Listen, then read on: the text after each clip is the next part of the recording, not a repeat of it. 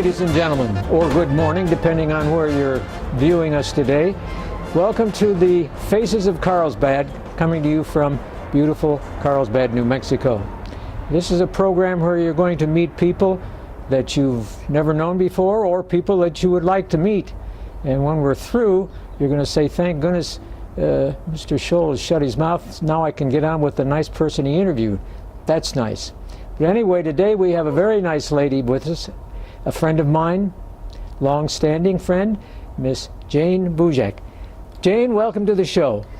Thank you for having me, Bob. Well, the pleasure's mine. And we go back quite a few years. In this program, basically, we're going to be talking about, to start off with your grandparents, where they were born and raised, and where they, if they were born in a foreign country, as many of our people that we've interviewed there's been born in foreign countries, or maybe in the United States. Tell us where that was. Then tell us something about your parents, and then we'll go on and start talking about Miss Jane Bujac, and we'll find out what you like to do in life, and we've got some surprises for our audience. Does that sound all right with you? It sounds fine. Start with my paternal grandparents. My paternal grandmother was Marguerite Roberts. She was born here in Carlsbad when it was still Eddy, New Mexico, in the late 1880s, I think it was. I don't remember exactly. My grandfather, James N. Bujac, was born in Maryland, I believe, and came to Carlsbad in around 1920, I think it was. He joined his uncle, Colonel Etienne Bujac, in practicing law here. Oh, my goodness. And I'm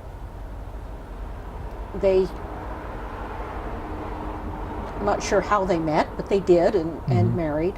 My father, James N. Bujac Jr., was born here in Carlsbad in 1926.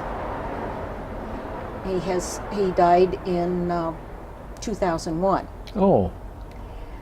My maternal grandparents, I never knew my grandfather. He was a lawyer out of Tularosa. He and his brother had been born near the headwaters of the Penasco River. Oh, I see. By Weed. And my grandmother was originally from Cleburne, Texas. She had gone to Tularosa to teach history in high school, which she did. My mother was married in Tularosa, and she and my dad met in Las Cruces at New Mexico State University, which was at that time the College of Agriculture and Mechanical Arts. That's right, I remember that, yes. Yes. They married in 49. I was born in 1950. Oh, you're just a youngster. Yeah. That's right. And you were born in Carlsbad or in Las Cruces? No, I was born in Las Cruces.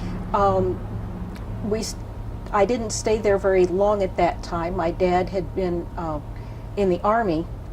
He was in the reserves and was recalled for active duty for Korea 6 weeks after I was born. He never went overseas during that conflict, but he taught hand-to-hand and small arms combat at the various military posts.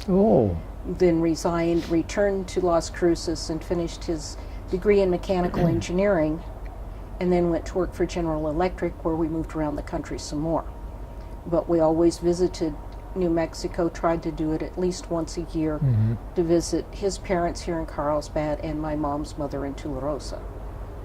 Boy, you saw quite a bit of the country, though, didn't you? Yes. Yeah. What were some of your favorite spots in the United States? Oh, I think most of my favorite spots have been in New Mexico, but I do remember the Grand Tetons when we visited them in, I think it was 57.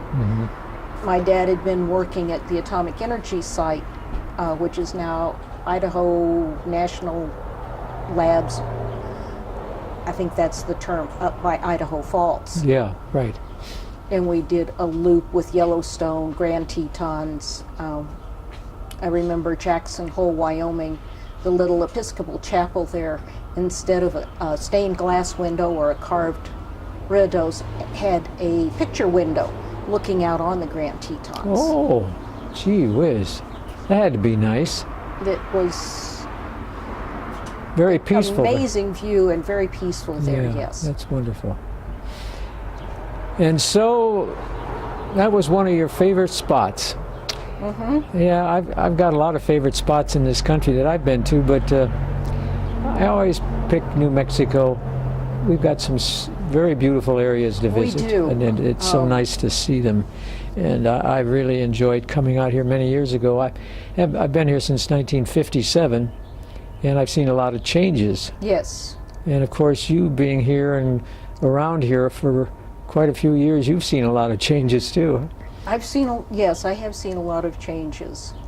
I remember we made it back to Las Cruces in 1960, where I went, where we lived until 68. Mm-hmm. My dad was transferred to St. Louis at that point, Yeah. but I stayed in Las Cruces to go to New Mexico State University over I there see. Yeah. and got my bachelor's in animal science in 1973. We should tell everybody that we're here at the Blue House today We to should. get some of this beautiful New Mexico air, and we hope it doesn't keep blowing on us, and that's why we're up here on the front porch. Yes. And after you graduated, what were some of the things you did? Well, at one point in St. Louis, I was an absentee ballot clerk for the national election in '76. Mm-hmm. And then a few years later, I moved to Albuquerque, stayed with some cousins for a while, worked in a fabric store, got married, had a daughter. Marriage didn't last very long. Ended up moving down to Carlsbad. My parents had come back to Carlsbad when my grandfather died in '84, Oh, yeah. which was the same year my daughter was born. And I started off working at Chaparral Camera, which was where Mr. Letman's store is now, the attention getter. And then took a position at one of the potash mines to get full-time employment and benefits. Oh, what company did you work for? I started out with Amex, which was bought out by Horizon Corporation and then shut down. When they shut down, I went to work for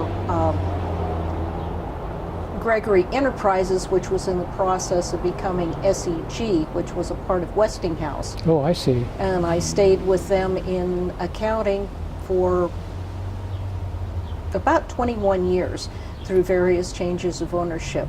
Wow. Ending with URS. We had the TruePack maintenance contract, which Oh, Gregory yeah. had originally Yeah. manufactured. Mm-hmm. And the only part of the area and facility that anybody wanted was the TruePack maintenance contract. Yeah. Yeah. So Boy, you were pretty busy then with the potash. about a year before Horizon shut down the mine, the potash industry had dropped off a bit with as far as southeast New Mexico was concerned. Right. They were getting a lot of potash from Canada and Russia. Mm-hmm. Since then, it has picked up. Yeah. Well, that's the way so many of these businesses, they do well for a while and then they start sagging down a little bit until people suddenly realize, hey, we need some of that potash, Right. we need some more. So then it starts going up again. And our oil industry has been the same way. Yes. And people who are getting involved in that must have been quite a challenge for you to. It was. It was. While I was with EPD, I was hit by 2 layoffs. One just about a year or so after I had started.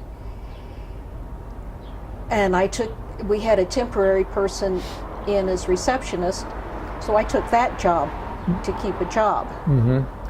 The next time was several years later when I'm not sure what the deal was, but they laid off so many people from each department Oh dear. on a Friday Mm-hmm.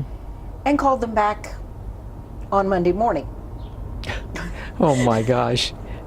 That had to be That was one year when my daughter was doing church camp up in Santa Fe, and we had gotten tickets to the Santa Fe Opera for the weekend before, and I said, "We're gonna. It's already paid for.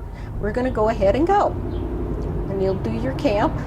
Yeah. And so I'd gotten back late because I couldn't drop her off before 3 o'clock in the afternoon. Yeah. Yeah.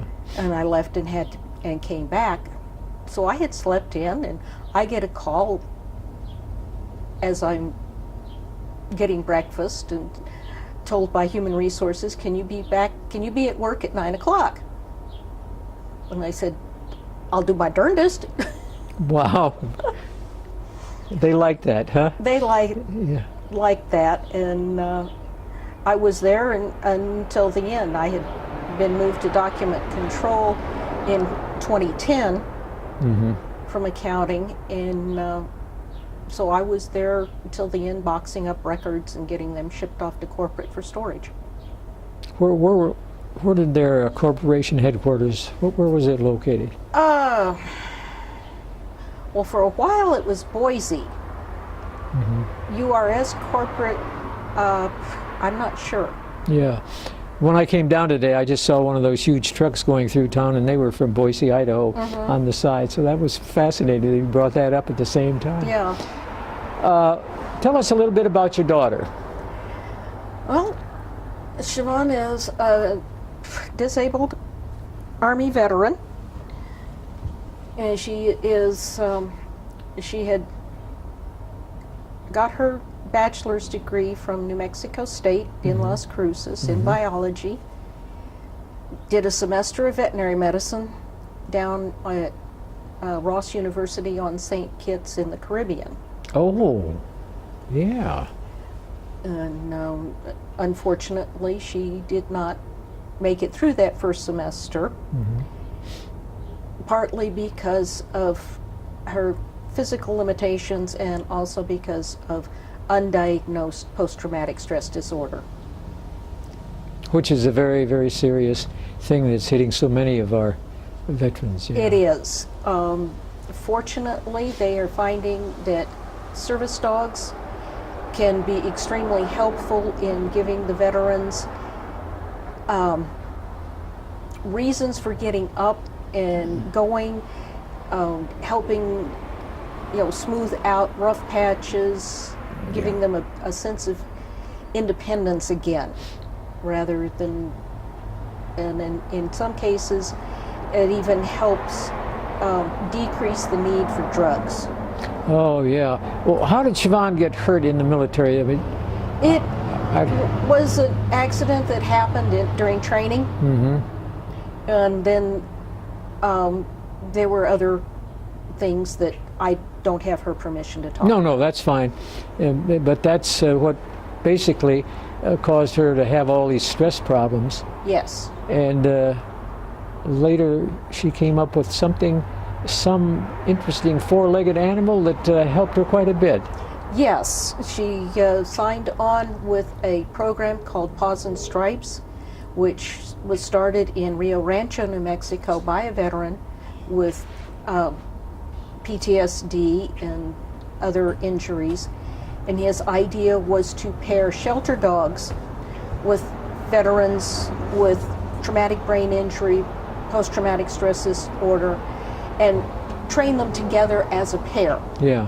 She was selected for the program 2 years ago. Yes, I remember that.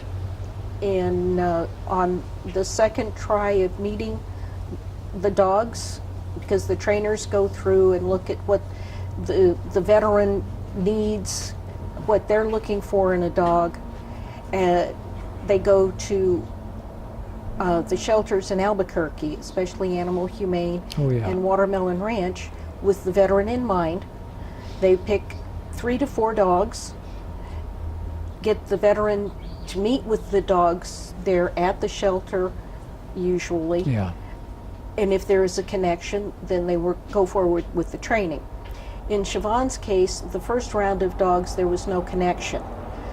Her second round of dogs, which was a week or two later, the first dog that walked into the room walked over to her, put his head in her lap, Oh my goodness. and that was it.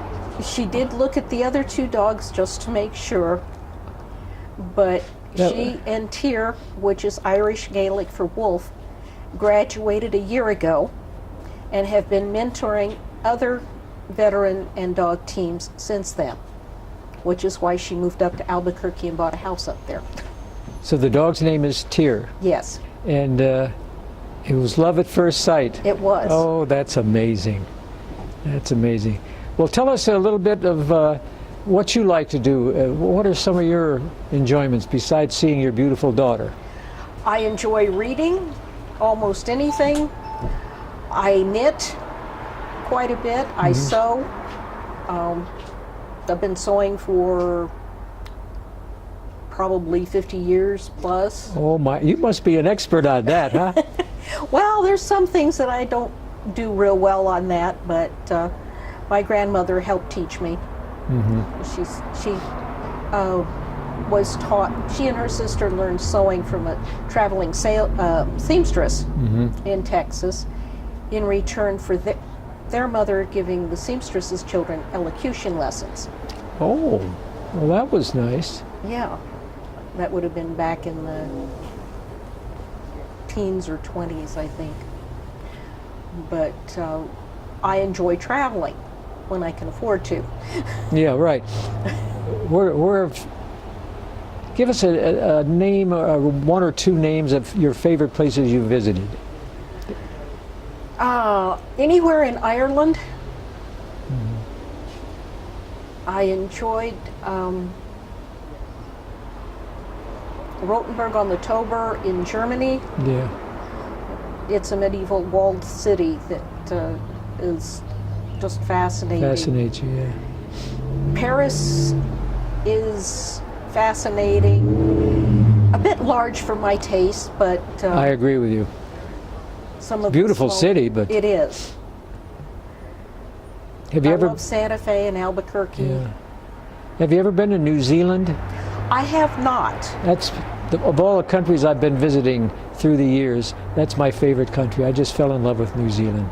I would like to go. I love the scenery that you get to see in Lord of the Rings and some of the other movies that are filmed down there. Yeah, absolutely.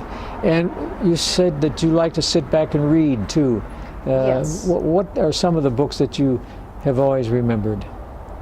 Anne McCaffrey's Dragon Riders of Pern series has always been a favorite.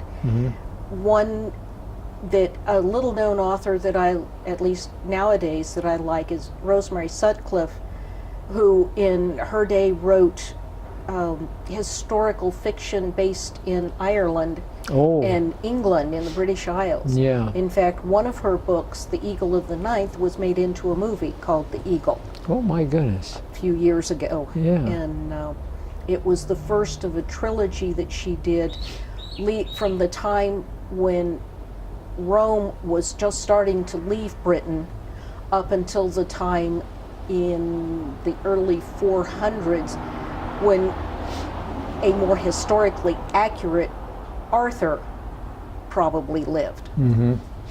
Well, you know, I've always been interested in writing and reading, but the thing that impresses me the most is some of the British authors I really like.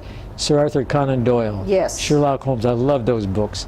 And of course, M.C. Beaton, who is another English writer. Yes. She writes about northern Scotland a lot. My And- mother likes her a lot. Yeah. And of course, the one British writer who will never be forgotten, Charles Dickens. Yes. I read, believe it or not, A Christmas Carol every year. And I read it to my classes while I was a teacher in this city every Christmas. Before Christmas holiday, I would read the entire story to them. And I've never forgotten it. So I've been reading that story every year for the last, well, quite a few years, let's put it that way. I remember we had, in fact I still have it, a book of Christmas songs, primarily carols, that also has the story of that we Christmas Carol Yeah, yeah, in it. yeah. That was my first introduction to Oh, Christmas Carol. And you've been in plays too through the years. In the one moment we have left, tell us a little bit. What got you interested in becoming an actress? It was something that I had thought about in my younger days. I had a cousin on my mother's side, Jan Clayton, who was a star on Broadway for many years. Jan Clayton, that name rings a bell. She was also the original mother on the original Lassie TV series. Oh, yes, I remember that. But as far as getting into the theater in Carlsbad, it was probably my daughter's influence more. She started doing the summer musicals when she was 15, which was the age when Ellen Friesian would work with kids. Yes, right. And the only reason she's not doing plays now is because she's in Albuquerque. Mm-hmm. In one of her last ones, 1918, I had a small part. That was my first. That was your first introduction to the theater. Role, yes.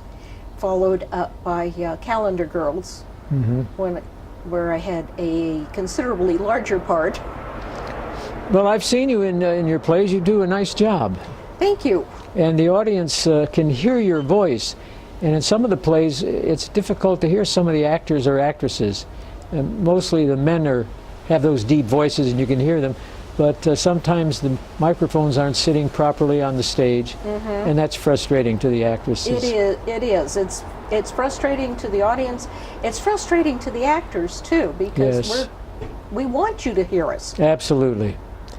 Well, the thing was, I've always told the people that I've known, and I directed a number of plays, and I would say, you're speaking to the people on the stage, that's true, but the voice has to hit the audience. They want to know what's going on the stage. Exactly. And most of them listen to me, but you run into some actors or actresses that they don't want to listen to the director. Yeah. Well, what do you plan to do in the future now, in the few seconds we have left? Well, I'll continue to work at the gift store up at the Living Desert Zoo and Garden State Park, where I work part-time. Eventually, find some place where I want to retire. Oh, retire? Yes. Well, you don't want to leave Carlsbad, though. Your memories, you could never leave Carlsbad with all the wonderful memories you have. Well, I have wonderful memories of Carlsbad, but I also have wonderful memories of so many other places. I'm not sure where I want to stay. Yeah. Well, that's okay, but if you move out of here, don't forget us. Because remember, I could never do. Just remember, we love you. Thank you. Well, ladies and gentlemen, we want to thank you for spending time with us today and meeting lovely Jane Bujac. And by the way, that name is, what is that, a Hungarian name? It's French. French, Bujac. I see. Bujac. Oh, okay, now I got it. That reminds me of Inspector Poirot. And Oui. Yes, absolutely.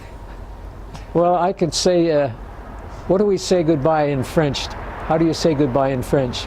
Au revoir. Au revoir? Okay. Auf Wiedersehen, everybody. On behalf of Channel 23, we're so happy that we had her, Miss Jane, with us today. Goodbye and good luck. Thank you. Then we get to shake hands again. Isn't that nice?